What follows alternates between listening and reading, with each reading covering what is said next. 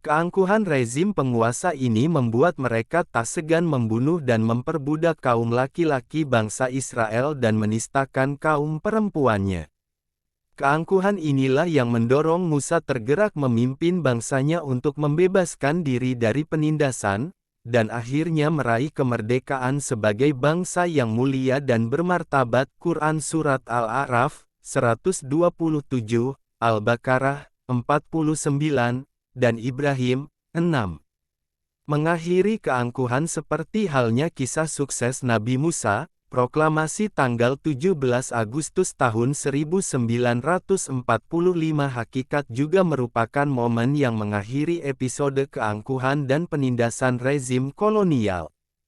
Sebuah keangkuhan yang membuat bangsa kita miskin dan terhina selama ratusan tahun. Namun jangan lupa, berakhirnya keangkuhan dan penindasan rezim kolonial tidak serta-merta membebaskan rakyat Indonesia dari keangkuhan dan penindasan rezim lain dalam bentuk yang berbeda. Tugas terberat dari sebuah bangsa merdeka sesungguhnya adalah bagaimana mempertahankan kemerdekaan dirinya sebagai bangsa merdeka, serta bebas dari hegemoni internal dan eksternal yang menindas. Merdeka dari hegemoni penindasan internal berarti bebas dari penguasa-penguasa pribumi yang bertindak dan bertingkah laku laksana penjajah asing. Kita memerlukan pemerintahan yang sayang dan cinta kepada rakyatnya sendiri. Tidak hanya cinta sebatas bibir, namun juga mencintai dan mengayomi dalam bentuk dan tindakan nyata.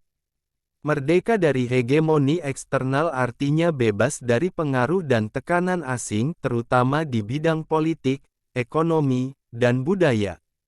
Bangsa yang merdeka, namun di bawah tekanan politik negara lain, sesungguhnya bukan bangsa yang merdeka.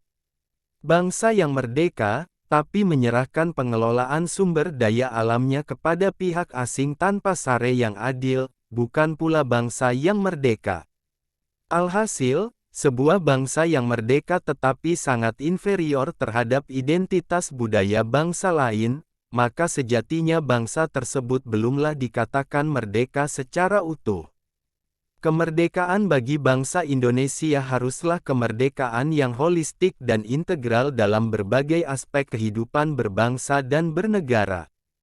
Ketiga, kisah sukses Nabi Muhammad dalam mengemban misi profetiknya di muka bumi. Quran Surat Al-Maidah, 3, menjadi sumber ilham yang tak pernah habis bagi bangsa Indonesia untuk memaknai kemerdekaan secara lebih holistik dan integral.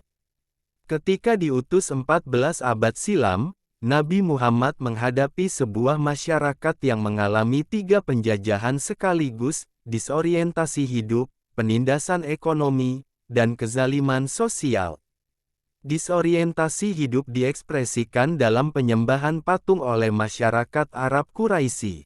Rasulullah berjuang keras mengajarkan kepada umat manusia untuk menyembah Allah yang Maha Esa dan meninggalkan Tuhan-Tuhan yang menurunkan harkat dan derajat manusia. Quran Surat Luqman, 13, Yusuf, 108, Az-Zariyat, 56, Al-Jumu'ah, 2. Penindasan ekonomi itu dilukiskan Al-Quran sebagai sesuatu yang membuat kekayaan hanya berputar pada kelompok-kelompok tertentu saja. Al-Hasr, 7. Rasulullah mengkritik orang-orang yang mengumpulkan dan menghitung-hitung harta tanpa memedulikan kesejahteraan sosial dan keadilan ekonomi. Al-Humazah, 1-4, Al-Maun, 2-3. Rasulullah mengkampanyekan pembebasan budak, kesetaraan laki-laki dan perempuan, dan kesederajatan bangsa-bangsa. Dalam khutbah terakhirnya di Arafah, saat Haji Wadai, beliau menegaskan bahwa tak ada perbedaan antara hitam dan putih, antara Arab dan non-Arab. Semuanya sama di mata Tuhan. Tidak ada celah yang membedakan manusia satu dengan manusia lainnya, kecuali tingkat ketakwaan mereka kepada Tuhannya. Al-Hujurat, 13.